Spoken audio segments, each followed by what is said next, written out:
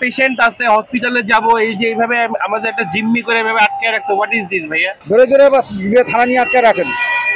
মার্কেটে যাচ্ছি, এখনো পর্যন্ত যাইতে পারতেছি না, পুরো রাস্তায় মাথা পেয়ে গেছে। এটা তো হিসেবে আমার খুব ক্ষতি দেখার সমস্যা হয়েছে।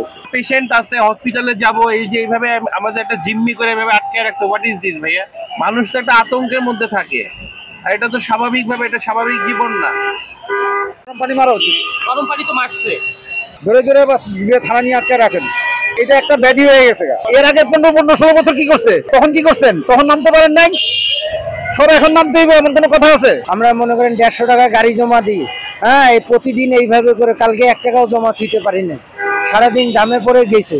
আমাদের বাল বাচ্চা এখন কি করবেন? অভাবী সংসার।